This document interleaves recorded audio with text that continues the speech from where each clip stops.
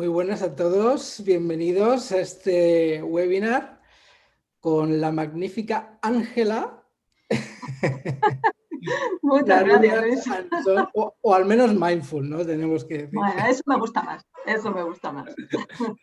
Bueno, es un placer, bienvenidos a todos. Estamos en la academia, World Happiness Academy, estamos en YouTube, en LinkedIn, en Facebook, todo streaming, y luego se va a quedar grabado para que lo podamos disfrutar y aprender. De Ángela. Bueno, yo la verdad que estoy entusiasmado porque tienes un perfil de los que a mí me encanta, bióloga, ¿no? INEF, formadora desde hace veintitantos años y bueno, inquieta totalmente, pero sobre todo experta además en mindfulness. Esto como ese perfil tan diverso, ¿a qué se debe? ¿Qué ha pasado en tu vida? Bueno, pues efectivamente me gustan demasiadas cosas, Luis. Lo primero, buenas tardes a todos. Estoy encantada de estar contigo también aquí. Vale, y bueno, pues respondiendo a tu pregunta, pues eso, me gustan tantas cosas y al final todo confluye, ¿no? Y bueno, pues yo empecé, mi pasión era la biología molecular, luego el deporte me entusiasmaba, luego llegó el yoga, cuando ya el deporte no lo podía hacer tan intensamente. Del yoga conocí el mindfulness, a todo esto, claro, empecé a trabajar en IBM, que llevo más de 30 años trabajando en IBM, en una multinacional tecnológica como IBM, con lo cual, claro, al final pues todo va pasando y entonces llega el estrés, llegan pues esos problemillas que todos tenemos en esta vida tan compleja y tan complicada que tenemos. Y entonces, pues en ese momento, desde el yoga conocí el mindfulness, hice mi primer MBSR, que ya explicaremos más adelante lo que es un poco el curso por excelencia, digamos, de mindfulness. Y fue un descubrimiento para mí. Y fue un descubrimiento para mí, además hiló con todo, hiló con la parte de neurociencia, yo como bióloga molecular, hiló con la parte de cuerpo, porque el cuerpo para el mindfulness solo puedes estar presente y vamos dejando pildoritas y conceptos de mindfulness, pero solo puedes estar presente a través de tu cuerpo. Es el único que está en este momento. Tu mente puede estar donde sea, pero el cuerpo está aquí. Y para mí eso también pues hila también con la parte del yoga, del deporte, del INEF, la importancia del cuerpo. Y además ya llevaba una experiencia tremenda como formadora en IBM en temas técnicos, software, hardware, tecnología, consultoría. Y claro, entonces dije, bueno, es que esto no tengo más remedio. O sea, Suena como que, vamos, que te has preparado toda la vida para hacer lo que estás haciendo ahora mismo, ¿no? yo se lo digo a mis hijos, ¿eh? Uno de mis hijos que estaba muy preocupado pensando, mamá, ¿qué estudio? Cuando tenía que tomar la decisión de qué estudiar, digo, tranquilo, si no te cause tanto estrés acertar a la primera, porque es que al final luego todo te lleva. Yo, fíjate, a estas alturas de la vida he encontrado lo que realmente me apasiona. Impresionante. Y qué Entonces, bueno, ¿y cómo te sientes cuando has encontrado ese punto dulce? pues puedo decir quizá dos cosas, encantada, plena, feliz y un poco expectante, un poco muy responsable de intentar hacerlo como debo de hacerlo, porque no es fácil. O sea, esto no es enseñar, esto es acompañar, esto es una experiencia. Todo el mindfulness y entonces es una responsabilidad. Por eso también he querido mucho formarme como formadora, valga la redundancia, porque es una responsabilidad muy grande acompañar en este proceso gente que quiere tener estas experiencias también. Entonces, bueno, pues son sentimientos encontrados. Yo siempre tengo esa pasión de decir, venga, lo voy a hacer y esa, vamos a ver si damos la talla. Se Entonces, nota que eres perfeccionista, ¿eh? Ahí el mindfulness yo creo que también, incluso a nivel personal, te debe venir fenomenal. Oye, pues sí. ¿por qué no empezamos definiendo mindfulness? Porque hemos hecho una serie empresarial, pero no todos entendemos lo mismo y en esta sesión tenemos gente nueva. Además, que por cierto, estáis todos invitados a hacer las preguntas que queráis, las que Por veamos en supuesto, Facebook o y en nos YouTube. encantará, y nos encantará. Así que estamos aquí abiertos a todas las preguntas. Pero ¿por qué no empezamos definiendo? ¿No? Porque hay tanto ya publicado, hay tantos, se escribe tanto. En algunos casos, mindfulness incluso se dice que se está trabajando a nivel empresarial sin llamarlo así. ¿Cómo defines tú mindfulness y cómo podemos enmarcar un poco la conversación que vamos a tener hoy?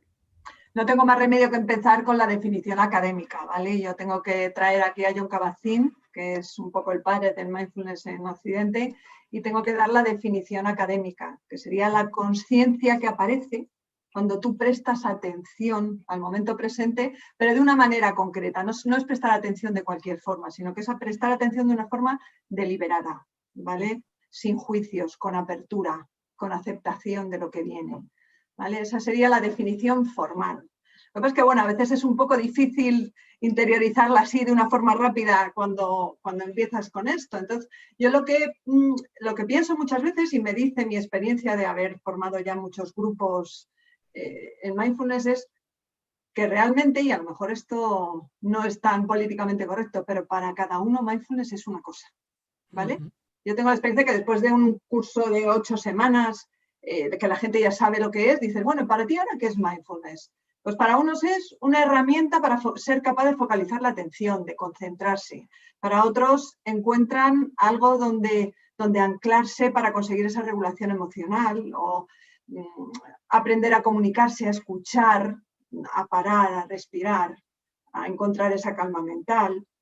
Para otros es sencillamente una herramienta de desarrollo personal y profesional, ¿vale? Porque dice, bueno, pues yo soy capaz de sentarme con mi cliente de otra forma, de escucharle, de empatizar con él, ¿vale? De realmente ser capaz de saber qué necesita, porque he sido capaz de conectar de alguna forma, pero porque yo estaba abierto.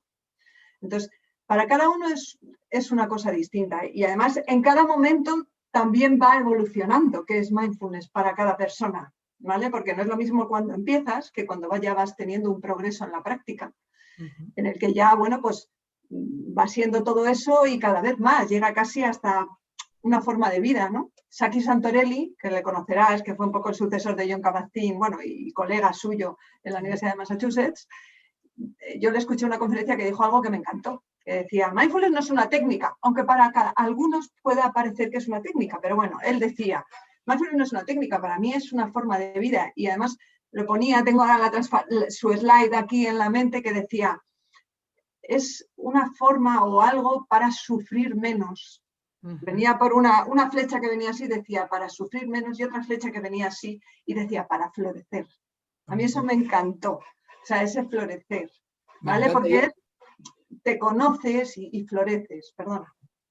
Sí, sí, me encanta porque ahí incluso podemos alinear la parte de felicidad, que es algo que hablaremos un poco más adelante, y la parte de el mindfulness, pero desde el punto de vista de voy a ser mejor o tengo menos sufrimiento, ¿no? Porque Jon Kabat-Zinn en realidad empezó desde el lado de la salud y para enfermos crónicos que tuvieran menos dolor y menos sufrimiento, ¿no? Efectivamente. Y claro, ahí fue donde empezaron los resultados. Hablaremos un poquito más adelante de lo que fue la revolución a partir del MBSR y de los resultados que obtuvo Jon Kabat-Zinn. Pero lo que sí que no querría dejar de decir en el momento de definir mindfulness o de qué es mindfulness es lo que no es, ¿vale? ¿Qué no es? Que es importantísimo. Muchas veces es casi más fácil entender qué no es mindfulness. Porque eso trae mucho de lo que tú decías, hay tanta publicación, tanta divulgación, que a veces se confunde un poco. Y mindfulness no es una religión, mindfulness no es una terapia ni una medicina alternativa. ¿Vale? Eso es muy importante. De acuerdo que sea una herramienta que se pueda usar de apoyo en determinados tipos de terapia por terapeutas expertos y conocedores de mindfulness, pero no es, y yo eso lo he leído en muchos sitios. ¿Vale? Mindfulness no es algo que te aparte de tus objetivos vitales, ni que... Mindfulness es algo que te acompaña y que te ayuda a gestionar tu vida, que te hace consciente de cómo eres, de lo que hay, de qué hay en este momento y de qué puedes hacer para romper esos automatismos, esos patrones con los que siempre funcionas para poder conseguir un resultado distinto, porque si haces siempre las cosas de la misma forma, el resultado siempre será el mismo, ¿vale? Pero el mindfulness lo que te ayuda es eso, ojo, otra vez lo mismo, ¿vale? Entonces es una especie de entrenamiento de la mente, también hay que introducir ese término un poco más científico, ¿vale? Porque eso es realmente lo que en Occidente nos ha traído el mindfulness, Y es ese respaldo científico de que realmente es un entrenamiento de la mente, que produce cambios fisiológicos en la mente. Entonces, todo esto es mindfulness. Y mucho más, ¿eh? Y mucho más. Ahí has sacado tu faceta de entrenadora de educación física. Por un lado te metes en la célula para ver el impacto que pueda tener en el cerebro, por otro lado estamos entrenando, en este caso, la mente, ¿no? ¿Nos puedes contar un poco, porque todo suena como algo que a nivel personal deberíamos hacer, ¿no? Lo que está resultando ahora bastante interesante es que las empresas están empezando a facilitar este tipo de entrenamientos para la mente, como tú lo pones, pues a los empleados y a los colaboradores de las empresas. ¿Qué está pasando? ¿Por qué esto llega a las empresas? ¿Y por qué en este caso tú, como directora de formación en una empresa tan grande como IBM, un punto tecnológico hasta cierto punto podría ser incluso decir esto de qué va, esto no me lo creo, ¿no? ¿Qué está pasando en el mundo de la empresa para que esto ya se haya convertido en una, ya no es una moda, es algo que se está expandiendo como el COVID en muchos casos, ¿no?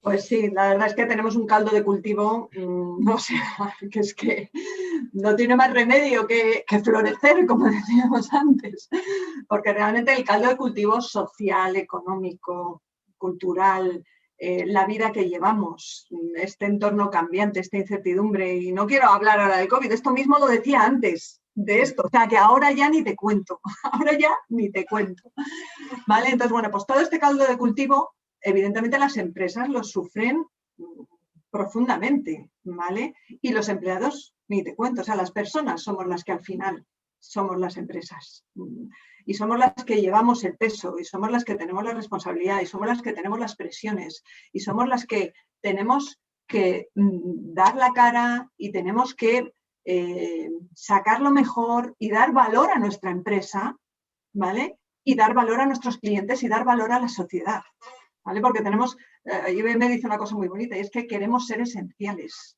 queremos contar, queremos estar ahí, ¿vale? Y yo creo que eso es un poco lo que todos queremos y para eso yo creo que ahora mismo hace falta un talante especial, hace falta una serie de esas habilidades y soft skills tradicionales que antes contaban. Ahora ya casi no sirven, los skills tradicionales no sirven y los conocimientos técnicos son insuficientes, ¿vale? Porque en una empresa tecnológica como IBM o cualquier otra empresa, yo no sé nada de finanzas, pero bueno, conocimientos financieros, conocimientos técnicos al fin y al cabo, esos son relativamente fáciles, con perdón, ¿vale? Relativamente fáciles de obtener, porque tú te haces un curso, un máster, una carrera o con la experiencia y los vas cogiendo, pero este tipo de, no sé si llamarle habilidades, capacidades, actitudes, porque es un poco un popurrí de todo, eso no se aprende en un cursito de una semana, ¿vale? A mí me hace mucha gracia porque yo también imparto clase en entornos universitarios, en posgrados, en MBAs, y nuestros jóvenes lo tienen muy claro. Yo les pregunto, ¿qué tiene que tener un líder en una empresa hoy en día? Y me hacen una lista que yo la voy completando, cada edición que imparto la voy completando y tengo ya una sábana, ¿vale? Y desde esa apertura, esa curiosidad constante, esa creatividad, esa capacidad de innovación, capacidad de motivar, flexibilidad, resiliencia, es que podríamos estar una hora hablando, tenemos que ser líderes inspiradores, tenemos que ser capaces de crear equipo, de colaborar, de ser humildes, de ser íntegros, de inspirar. Madre mía. Y entonces luego cuando me dicen todo eso y saco la lista, entonces les digo, qué fácil, ¿eh? Entonces, claro, ¿cómo aprendes todas esas cosas? Eso no es fácil aprenderlo en un libro, en un manual de autoestudio o de autoayuda de estos. Para mí eso es algo que tiene que ser experiencial, algo que tienes que vivir para poder cultivar todas esas capacidades. Entonces, desde mi punto de vista, eso ya lo hemos comentado tú y yo alguna vez, para mí mindfulness y las actitudes y todo lo que se adquiere a través de la práctica de mindfulness es eso que subyace a todas estas capacidades, habilidades, llámale H, ¿vale? Que ahora mismo son imprescindibles en una empresa, porque eso es lo que realmente marca la diferencia. Eso es lo que marca, no el conocimiento tanto, no tanto el conocimiento técnico que lo necesitas, sino todas esas cosas, porque ahora métete con las metodologías Agile, con el Design Thinking para ser innovador, con el liderazgo positivo. Todo eso está fenomenal, pero ¿cómo? ¿Cómo hago todo eso? Muy bueno. O sea que en este caso, Ángela, tú estás viendo realmente el mindfulness una especie de activador de todas estas tendencias y todos estos requisitos que le están pidiendo ahora mismo a los líderes, que los que no son naturales realmente se tienen que esforzar un poquito de autoconocimiento para poder llegar y dar un paso adelante, ¿no? Efectivamente, autoconocimiento, autorregulación, que es fundamental, sobre todo ante esta incertidumbre y esta complejidad. Si tienes que manejar líderes, pero no nos olvidemos el autoliderazgo, ¿eh? Ojo, Sí, sí. que es fundamental y nos tenemos que autoliderar con todo esto y con muchas más cosas. Oye, una pregunta práctica. ¿Cuánto tiempo lleva ser el líder que te piden los alumnos? Una vida entera, Luis. Yo no sé, no lo sé porque yo todavía no lo he conseguido. Ojo, que yo la teoría me la sé muy bien, pero luego la práctica, y estoy en ello y todos estamos en ello. Lo que sí que es cierto, y ahí vamos ya hablando un poco más en serio, precisamente, y vuelvo al MBSR, ¿vale? Lo que se ha demostrado científicamente es que con un tiempo de práctica estructurada, conocida, etcétera, o sea, bien definida, como es el currículum del MBSR, es el Mindfulness Based Stress Reduction, ¿vale? El programa, digamos, por excelencia de mindfulness. Esa duración se ha demostrado en estudios científicos y publicaciones científicas. Ojo, no hablo de publicaciones divulgativas, hablo de publicaciones científicas, ¿vale? Entonces, se ha demostrado que en ese tiempo de 8 semanas, con ese currículum, se producen cambios fisiológicos en el cerebro y mejoras concretas, tanto en síntomas, como tú decías, porque empezó con John Kabat-Zinn en enfermos con dolor crónico, con múltiples patologías, sino, y en otras muchas cosas, habilidades de este tipo. Yo, en mi experiencia personal, lo que te puedo decir es que en 8 semanas la gente nota cambios y los empieza a notar. Yo siempre se lo digo, cuando voy a darle un spoiler, como dirían mis hijos, un spoiler. A ver. Hacia la 5ª, 6ª semana del programa me empiezan a decir, es que he notado que hablando con no sé quién me ha pasado no sé qué, o me he dado cuenta de que... O sea que, pero claro, son 8 semanas de práctica. Esto no viene solo, no es gratis, ¿vale? Claro, pero 8 semanas en realidad, Ángela, no es nada, ¿no? Si se supone que nos lleva toda la vida mejorar nuestras habilidades personales en un momento determinado, 8 semanas en muchos casos, porque al final lo que se hace en 8 semanas con MBSR, y me encantaría que nos contaros un poco la práctica de cómo lo has llevado IBM, porque al final la gente lo que quiere saber es realmente cómo podemos hacerlo, ¿no? Pero no suena demasiado. Está claro que mantenerlo... Eso es lo que te iba a decir, que luego hay que seguir. 8 semanas es para empezar, ¿eh?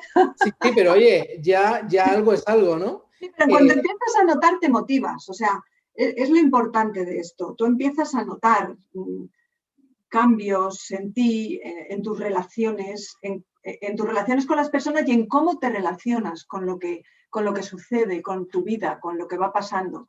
Y al empezar a notar que tú puedes hacer cosas de otra forma, que te puedes relacionar con ello de una forma más saludable, sufriendo menos, pues entonces te motivas y eso es lo que te pone en el disparadero y normalmente cuando acaba el curso, luego vienen rachas, ¿vale? Todos somos así, unas veces practicas más, otras veces practicas menos, tal, pero bueno, ya se te queda la mosca ahí, pum, pum, pum, pum. Entonces, bueno, sabemos que IBM estáis en el mundo entero, que lleváis cientos de años en el mercado. Hace poco, sí, bueno, 100 y algo ya, es verdad, sí, es estrictamente cierto. Bueno, habiendo trabajado en una empresa de 165, que me tocó el aniversario de 165 como Deloitte, me acuerdo muy bien de IBM. ¿Qué pasa? ¿Qué pasa en una empresa como IBM para que mindfulness se convierta en una realidad, en una práctica apoyada por la dirección? ¿Y qué pasó? ¿Nos puedes contar un poco la historia y dónde estás en este momento? Voy a hacer la división entre qué es lo que ha pasado a nivel global mundial y lo que ha pasado en España, ¿vale? En España, bueno, porque luego localmente en cada país también hay iniciativas, eso lo explicaré, ¿vale? Bueno, pues a nivel global, digamos, empezó, perdón.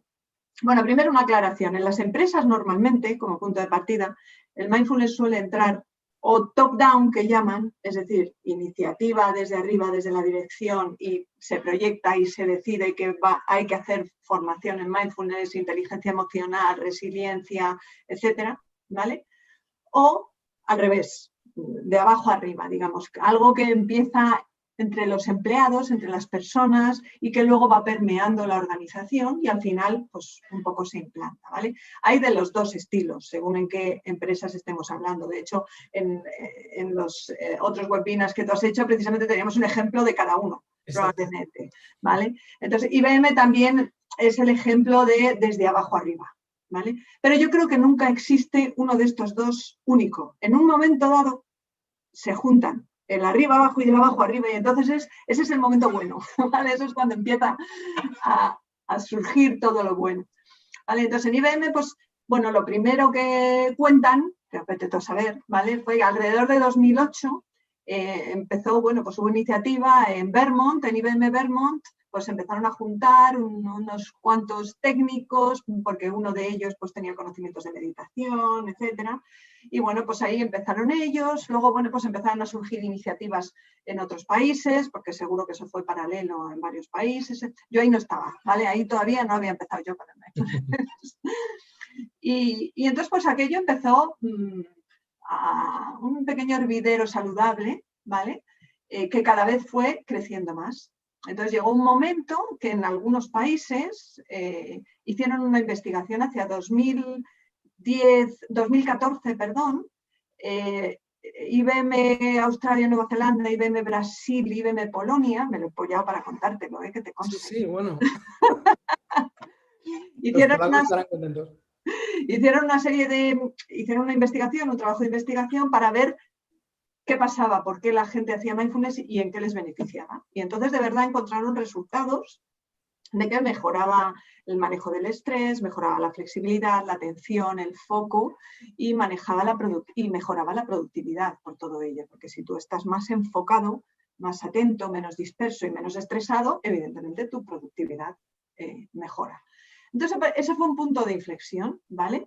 Y a partir de ese momento, aunque ya existían comunidades virtuales apoyadas en recursos IBM, en nuestras comunidades IBM, etcétera, fue cuando se empezó a dotar de recursos. Primero, como más tímidamente, ¿vale? Pero se empezó a dotar de recursos, se empezaron a crear contenidos ya en nuestra Leadership Academy, ¿vale? Donde tenemos nosotros nuestros módulos de formación, etcétera, etcétera. Y ya se hablaba de mindfulness y poco a poco aquello fue creciendo y fue integrando al resto de los países. Lo que decíamos, fue permeando a la vez que IBM se iba haciendo consciente de que aquello servía.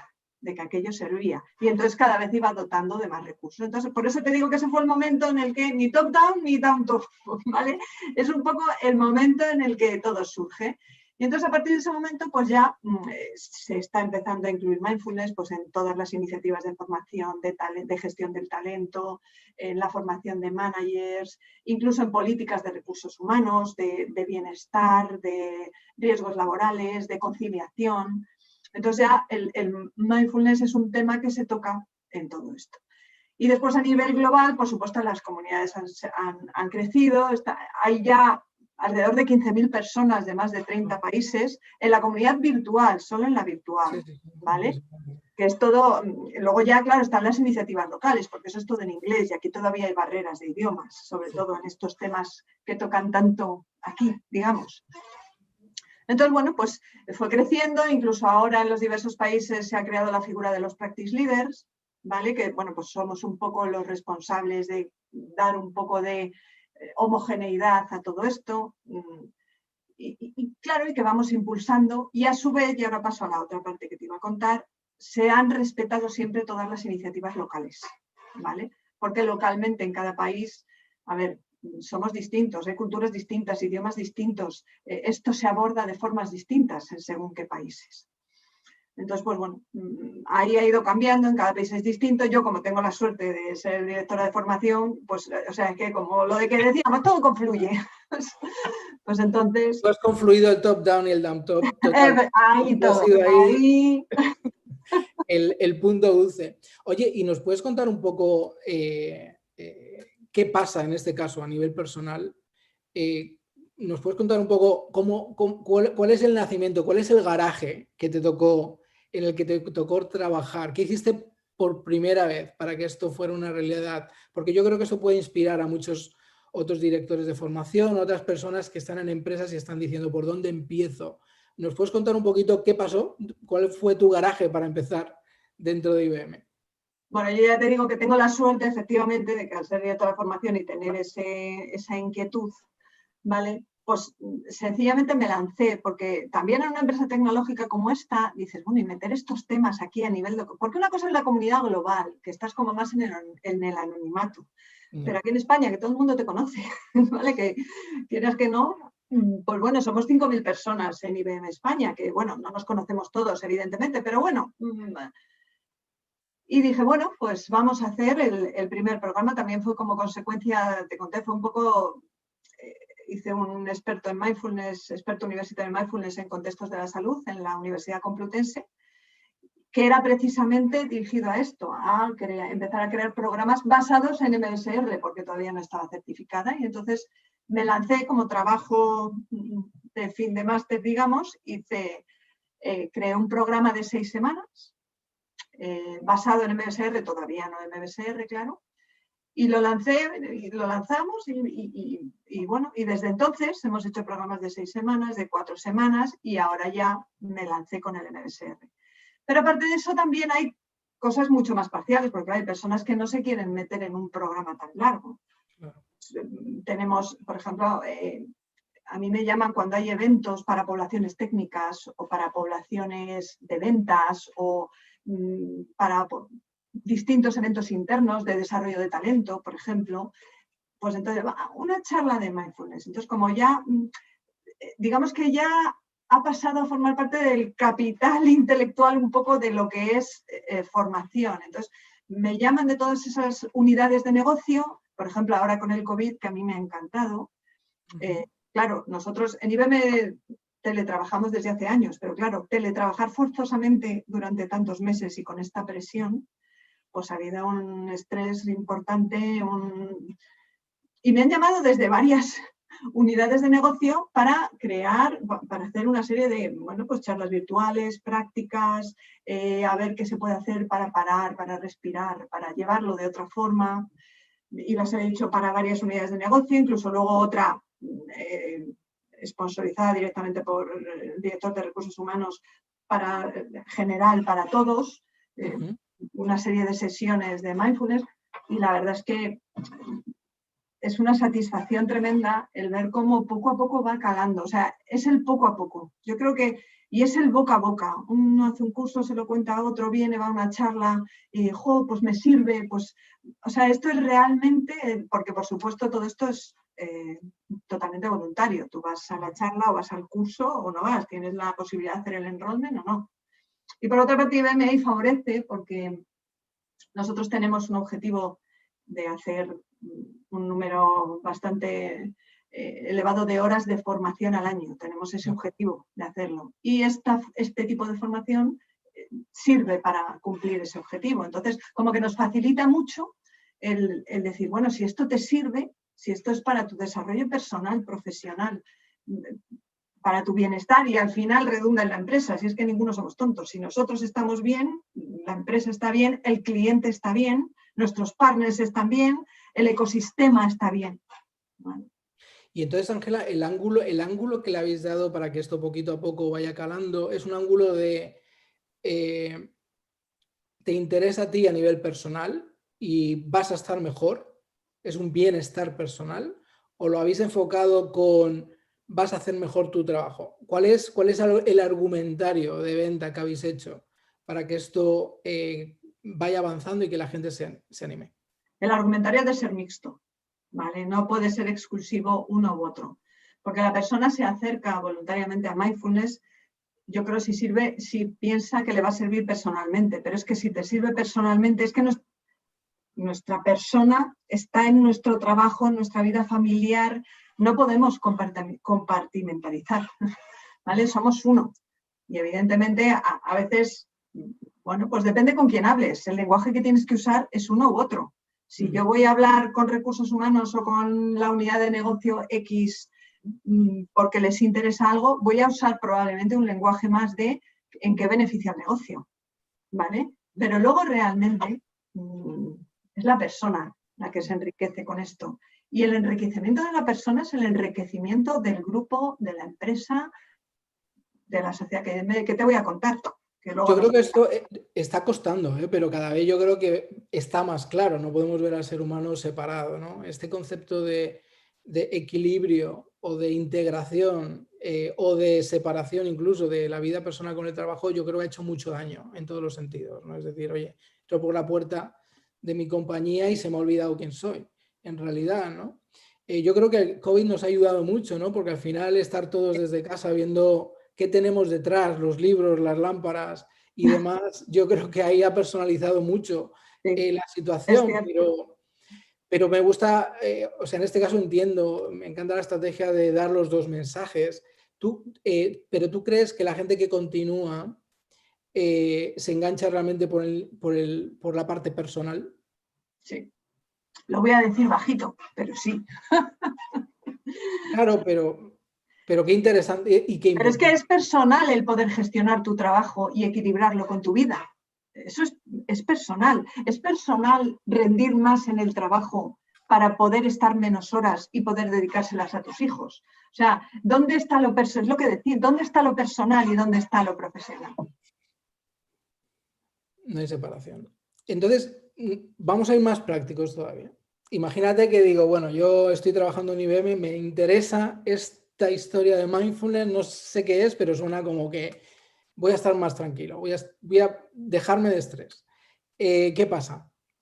¿Cómo voy a ver esa evolución? ¿Qué vas a hacer? ¿Cuál es la magia que vas a poner dentro de lo que hacéis? O sea, ¿quieres decir cómo está articulado en IBM o cuando entras en el curso qué es lo que pasa? Sí, un poco las dos, ¿no? ¿Cuál es la magia que le pones? ¿Cuáles son los ingredientes que pones para que al final yo me vaya del curso diciendo, wow, esto ha merecido la pena? O no, vete tú a saber. No, pero en este caso Sí. yo quiero irme contento. Es una broma. Bueno, lo primero, cuando uno se acerca a mindfulness, por ejemplo, en el caso de IBM, antes de quizá, si no te quieres apuntar al curso entero, porque son 8 semanas o 6 semanas, o bueno, depende, ¿no?, de las diversas ofertas, hay mucho material, ¿vale? En nuestra intranet hay múltiples recursos, vídeos, grupos de práctica virtual, múltiples con las que puedes empezar, puedes tantear, puedes conocer, ¿vale? Pero bueno, hay gente que no, hay gente que lo que quiere es presencial y lo que quiere es pues ese contacto más directo y empezar de esa forma, ¿vale? Y entonces pues ahí lo único que tiene que hacer es nosotros, en nuestro catálogo habitual interno de cursos que enviamos para todos los empleados de IBM, está el de mindfulness, o sea, no hay ninguna limitación. O sea, el que quiere y tiene interés, pues se apunta al curso y ya está, o sea, es así de fácil. No hay requerimientos especiales, aprobaciones complicadas, que esa también es la parte buena, es completamente voluntario y completamente accesible, que yo creo que ese es un punto importantísimo que tengo que agradecer, la verdad, a la empresa en la que trabajo, que me ha dejado, que nos ha permitido, que nos da esa facilidad, ¿vale? Entonces, bueno, pues tú te apuntas y empiezas, y yo creo que ¿Y cómo empiezas? ¿Y qué haces? O sea, yo llego, abro la puerta, me siento, ¿cómo me presentas el programa? Lo primero que digo es dejar todas las ideas preconcebidas que traigáis fuera, al otro lado de la puerta. Aquí hemos venido a hacer una cosa distinta. Para empezar, normalmente las aulas que tenemos están con mesas, tal. Aquí se encuentran las sillas, solo. Y entonces ya entran y dicen, ¿dónde apoyo el portátil? No sé qué hago. No.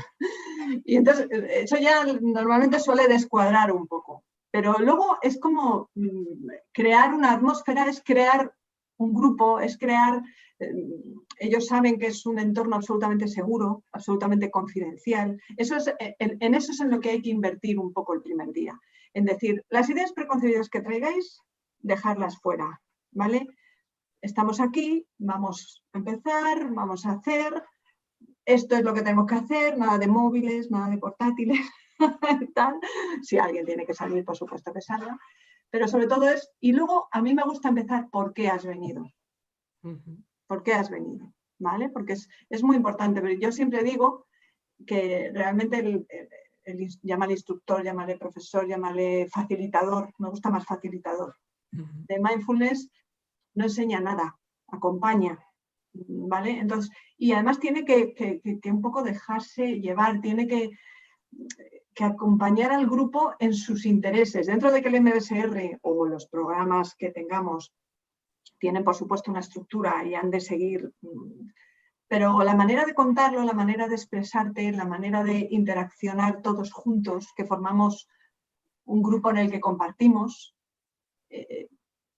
varía de un grupo a otro.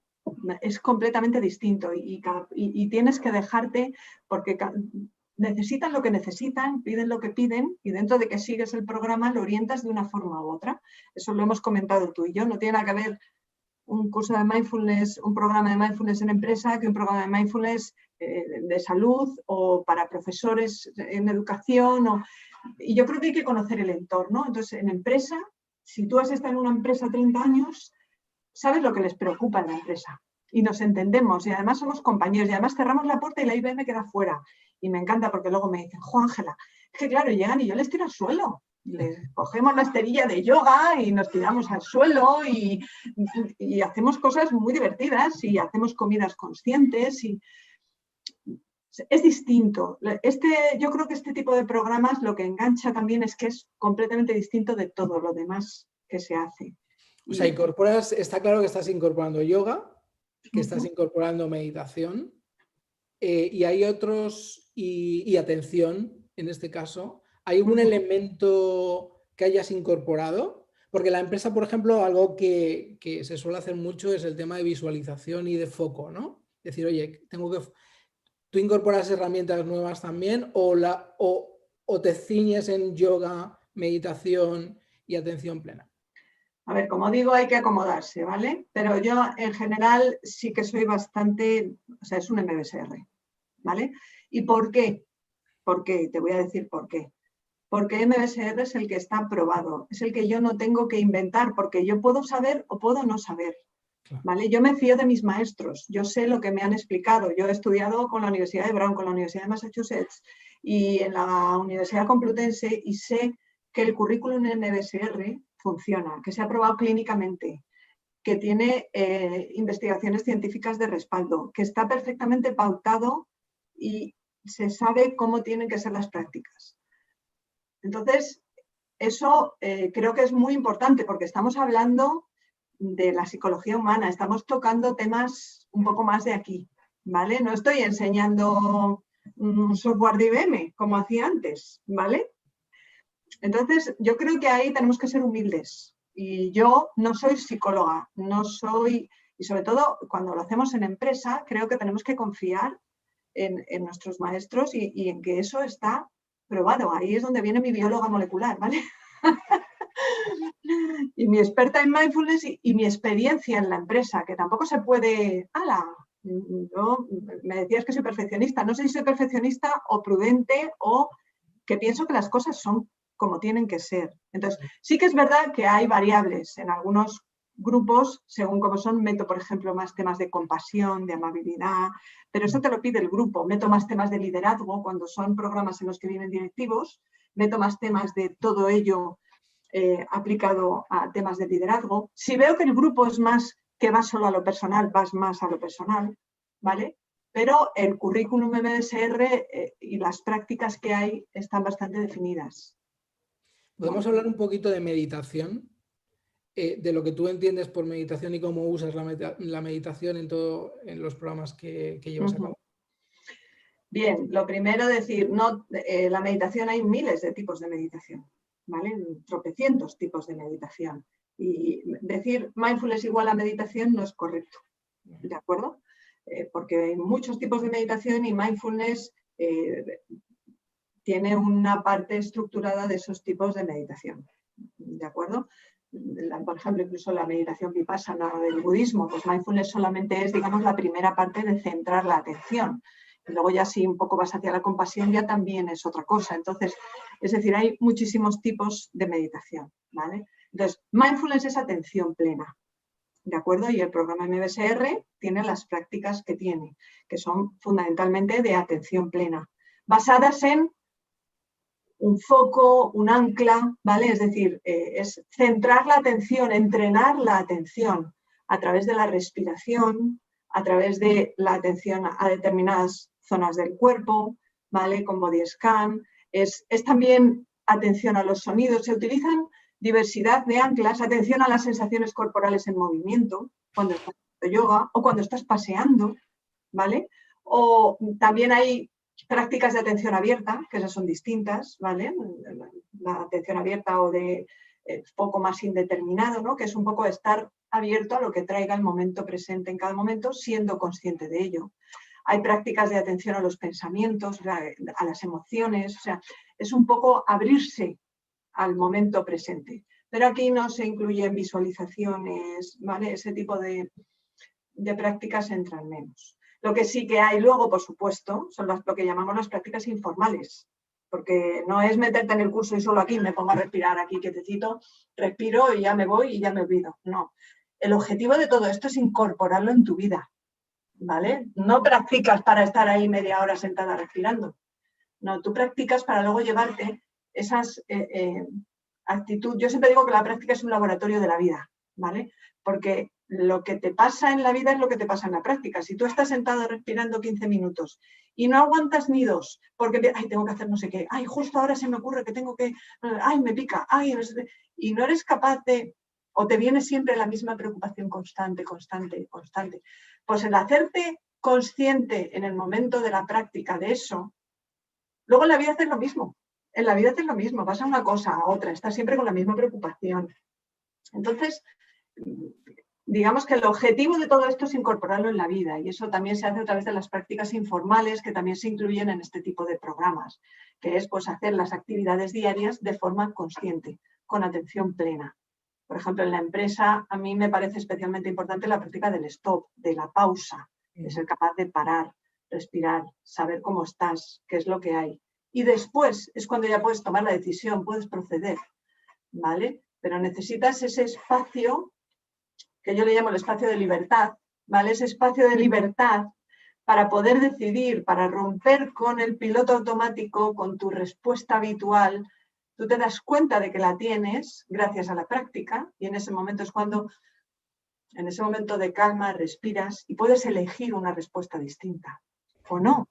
O eliges la misma respuesta, pero conscientemente, que es un cambio cualitativo radical. Me encanta. Esa definición de libertad, que es el momento que existe entre una acción y... Le llaman ese momento preciso y precioso. Me encanta. Es un momento preciso y precioso en el que tú puedes introducir la atención, la pausa, una respiración, concederte. Eso, entramos ahí en eso, en el concederte, en el permitirte ese espacio de hacerte consciente y de decidir con libertad. Y qué importante cuando ese momento de libertad resulta que lo puedes expandir, porque lo que pasa es que muchas veces el momento de libertad, que según se va aumentando, en vez de disfrutarlo, te vas poniendo más nervioso y vas diciendo, tengo que actuar, ¿no? Que es un poco lo que nos está pasando con COVID, por eso hay tanto estrés y tanta ansiedad, cuando es un momento en el que podríamos haber sido totalmente libres si hubiéramos ido a nuestro interior, ¿no? ¿Nos puedes contar algún caso de todos los que han pasado por formación que digas, wow, esto sí que fue un cambio, esto fue algo que marcó realmente? ¿Puedes compartir alguna anécdota, algún caso concreto? Muchos. Lo que pasa es que se me olvidan ya tantos, pero desde cosas muy sencillas, por ejemplo, te voy a contar hace poco, ahora estamos haciendo además el MBSR virtual, claro, como estamos teletrabajando, que yo no lo había hecho nunca en virtual y he visto que funciona. Wow. Y entonces una persona que me encantó decía, es que es algo muy sencillo, para que veas que hay desde cosas muy sencillas hasta cosas muy grandes, pero es decir, es que no sé cómo hablar con mi hijo. Tengo un hijo pequeño, no recuerdo exactamente la edad, eran 6, 7, 8, o sea, pero que me cuesta hablar con él porque enseguida los dos, sobre todo, claro, en confinamiento, imagínate, metidos en casa todo el día, pues me decía, es que nos disparamos los dos y me cuesta muchísimo. Entonces, bueno, pues dije, venga, pues vamos, bueno, las prácticas, tal, y un día viene y dice, Juángela, he hecho una práctica con mi hijo. Digo, guay. Y dice, mira, hemos decidido que cuando cada uno de los dos estemos por lo que sea enfadados y vayamos a saltar, decimos, en el caso del niño, mamá, estoy enfadado, voy a respirar. Y respiramos 3 veces y luego ya seguimos. Y dice, y yo hago lo mismo. Fulanito, como se llame su hijo, que no me acuerdo del nombre, la verdad. Estoy enfadada, voy a respirar. Y respiramos 3 veces. Dice, oye, la cosa cambia, ¿eh? Y la cosa cambia. Eso me encantó. Eso me encanta. ¿Cómo lo ha llevado la familia, no? Claro, o sea, es una tontería, pero dice, pues ha sido un cambio. Luego cosas graciosas, como que, pues alguno que sus hijos, te estoy diciendo ahora cosas personales, ¿vale? Pues alguno que su hijo no dormía. Oye, Ángeles, si le pongo alguna práctica a mi hijo que no duerme, tal, no sé qué, dice, joder, ronca, y nos empezamos a intercambiar mails entre sus hijos y yo. De bueno, y entonces ahora duermes, tal, que fue divertido. Y luego, bueno, pues cambios en cómo afronto mi relación con mi cliente. Ángela, ayer tuve una reunión con este cliente que, como siempre viene con lo mismo, es que yo ya voy con el no por delante, porque siempre, bueno, los clientes son así y los proveedores también somos así, ¿eh? O sea, no estoy de caso. Y dice, entonces yo ya voy, oye, que paré y le escuché y que me estaba pidiendo otra cosa distinta y no le dije el no. Y entonces cuando yo ya no le fui con el no, él también fue de otra forma. Y esa reunión fue distinta. O sea, son ese tipo de cosas que... o sea, y de esas hay muchas anécdotas, pero yo te quiero, ya lo hemos comentado también, además. Lo que más quizá me ha impresionado en alguno de los cursos es cómo las personas, y esto me ha pasado más de una, de dos, de tres y de bastantes, descubren la amabilidad consigo mismos. Importantísimo. Descubren que se pueden cuidar, que no tienen que estar a expensas de lo que les pidan, de lo que ellos se autoexigen. O sea, es que me parece fundamental, es que cuando te lo dicen se pone la carne de gallina, porque yo muchas veces en clase, porque además lo siento así, digo, ¿esto es mindfulness o sentido común? Porque hablas de cosas y tú dices, es que esto es sentido común, o sea, digo, yo muchas veces les digo, orientadlo como queráis, y si alguien está oyendo que haya pasado por mis cursos dirá, es verdad. Yo siempre digo, y esto es mindfulness, hay que escuchar, hay que hacer un stop, hay que respirar, hay que dar espacio. ¿Esto es mindfulness o sentido común? Porque es que es sentido común. Pero en el tema este de que alguien te diga, es que me ha cambiado la vida porque he descubierto que yo soy el primero, que si no me cuido no puedo cuidar a nadie. Es que eso me parece tan fundamental. Me parece tan fundamental. Es importantísimo. Qué bueno, y parece mentira, ¿no? Que nos cueste tanto darnos cuenta de esa autocompasión y autoamabilidad, que es realmente el cambio, ¿no? Yo creo que me encantaría saber tu opinión desde la práctica que yo hago y llevo ya unos años. Si yo empezara por algún lugar para cambiar realmente las dinámicas, empezaría por la autocompasión, por autoamabilidad. Ese sería decir, oye, empieza por aquí y después todo va a cambiar, ¿no? ¿Cómo lo ves? ¿Tú entras ahí directa o rodeas un poco antes de ir a la autocompasión? Yo creo que es un poco difícil entrar directo ahí. O sea, y además, mira, me ha quedado por decirte antes que creo que este tema de la necesidad de la autoamabilidad, autocompasión, la palabra compasión en castellano suena un poco mal, ¿vale? Porque parece lástima. Entonces, por eso a lo mejor es amabilidad, afecto, pero bueno, que al final los que entendemos lo que es compasión es eso. Pero en la empresa es especialmente importante. En todos los entornos es muy... porque en la empresa ni nos damos cuenta. es que entramos en una dinámica que no nos damos cuenta de que hay que hacer menos. que hay que hacer menos, el otro día escribía, que hay que hacer menos para hacer más de lo que más importa. Es que eso es fundamental y hay que cuidarse. Entonces, pero yo creo que entrar ahí a saco es complicado. Es complicado. ¿Vale? Hay que pasar antes. Las cosas llevan su tiempo y los procesos y las experiencias. El mindfulness es un tema experiencial y el MBSR es un currículum experiencial. Y aunque esto se hace desde el primer día, porque cuando tú comienzas con la práctica de la respiración, que la conocerás, y bueno, si a los que nos están escuchando la conocen, tú empiezas diciendo, respira, y cuando se te va la atención hacia tus pensamientos, tráela con amabilidad, porque eso es lo que hace nuestra mente, es nuestra naturaleza. ¿Vale? Entonces, se empieza desde el primer día a hablar de la amabilidad, porque lo que nos pasa es lo que nos pasa a todos, la humanidad compartida, ese término tan bonito también de la compasión. ¿Vale? Entonces, la amabilidad se introduce en este tipo de programas desde el primer día, pero someramente, porque esto es un proceso y tienes que llegar a él a tu ritmo, no se puede forzar. Entonces, también ahí esa es la labor importante de un buen facilitador o un acompañador de mindfulness, que es que tiene que saber qué ritmo es el que llevan los participantes o las personas con las que estás. Y creo que entrar a saco en determinadas cosas a veces es complicado, porque ese es un tema que a veces duele o es complicado. Oye, me encanta. Se nos ha ido prácticamente la hora. ¿Nos da tiempo? Pero yo tengo una pregunta para ti y te aviso. Sí, y yo tengo otra. Vale. No, tú pregúntame, pero no podemos dejarnos de ir, o sea, de terminar la conversación sin hablar de cómo lo mides. Aparte nos está viniendo por los chats esa pregunta varias veces, ¿no? Porque yo sé que usas escalas. ¿Nos puedes decir un poquito cómo mides y luego me preguntas, ¿vale? Sí. Bueno, yo precisamente en aquel proyecto que hice para el máster y tal, durante una serie de programas, y ahora lo sigo haciendo porque es que me gusta, bueno, y es la metodología que se sigue, ¿vale? Esto es un tema científico. Entonces yo utilizo una serie de test científicamente probados y normalmente vienen de inglés y además tienen que estar validados al español, o sea, no vale cualquiera, ¿vale? Yo en concreto utilizo 2, pero hay montones. Yo utilizo el FCMQ, que es el Five Facets Mindfulness, lo que mide las 5 facetas fundamentales de Mindfulness.